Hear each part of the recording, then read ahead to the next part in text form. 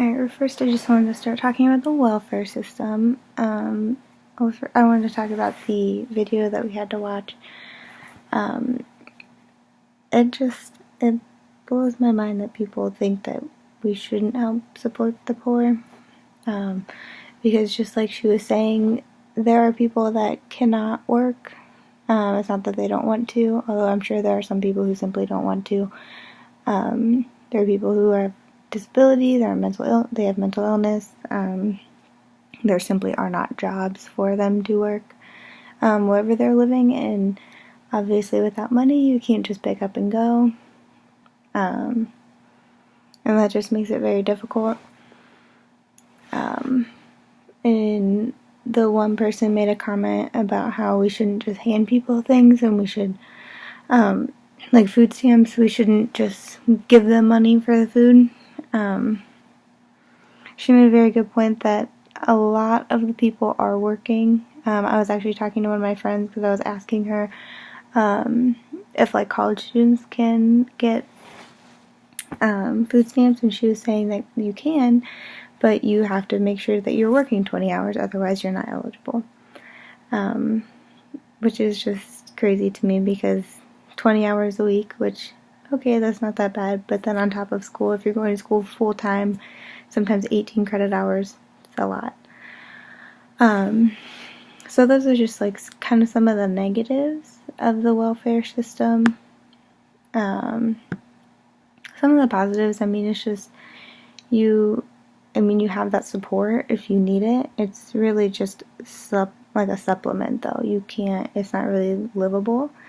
You can't really live off of it. She made that very clear, that oftentimes you don't even get the check that you're waiting on. You don't always get your disability check. You don't always get your welfare check. And if you do, I think she said a family of 3 is maybe $300 or $400, and you can't live off of that, which is just ridiculous.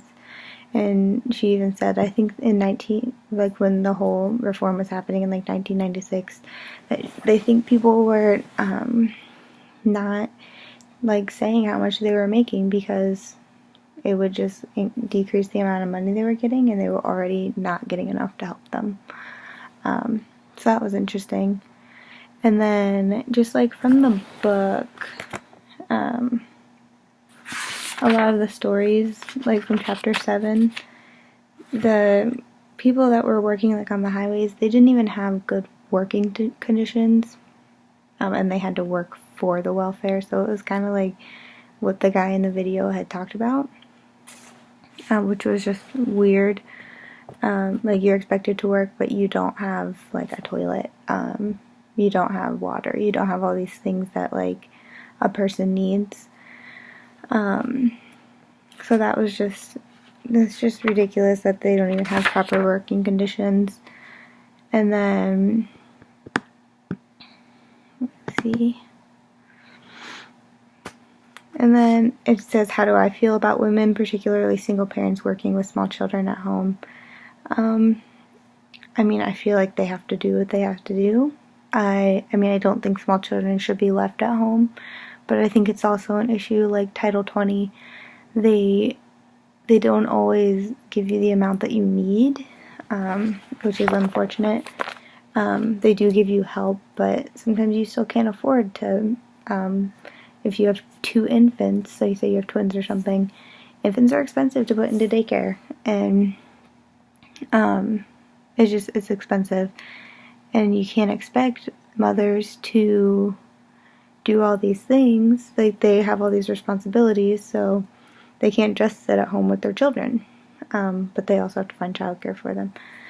So I don't think it's a bad thing. I think they're doing what they need to do, and if they have to work, they have to work. There's not always a significant other or their parents to help them, or family members.